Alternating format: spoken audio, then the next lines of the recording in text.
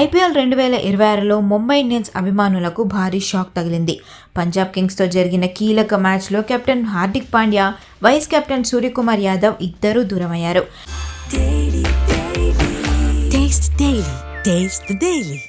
ఈ ఉత్కంఠభరిత పోరులో yorker king Jasprit Bumrah team పగ్గాలను చేపట్టాడు. ధర్మశాల వేదికగా జరిగిన ఈ మ్యాచ్లో టాస్ గెలిచిన బుమ్రా బౌలింగ్ ఎంచుకున్నాడు. ఈ సందర్భంగా బుమ్రా మాట్లాడుతూ 19 ఏళ్ల వయసులో ఈ టీంలో చేరాను. ఇప్పుడు కెప్టెన్ అవ్వడం చాలా సంతోషంగా ఉందంటూ ఎమోషనల్ అయ్యాడు. కెప్టెన్సీ అనేది తనకు కొత్త సవాళ్ళని, ప్రెషర్ లేకుండా మ్యాచ్ను ఆడతామని తెలిపాడు.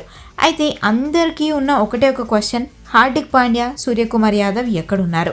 దీనిపై బుమ్రా స్పందిస్తూ సూర్యకుమార్ యాదవ్ పర్సనల్ రీజన్స్తో అందుబాటులో లేడని, కానీ హార్దిక్ పాండ్యా గురించి తన వద్ద ఎలాంటి ఇన్ఫర్మేషన్ లేదని చెప్పడం చర్చనీయాంశంగా మారింది. వీళ్ళిద్దరికీ ధర్మశాల టికెట్స్ బుక్ చేసినప్పటికీ అక్కడికి మాత్రం వెళ్ళలేదని వార్తలొస్తున్నాయి.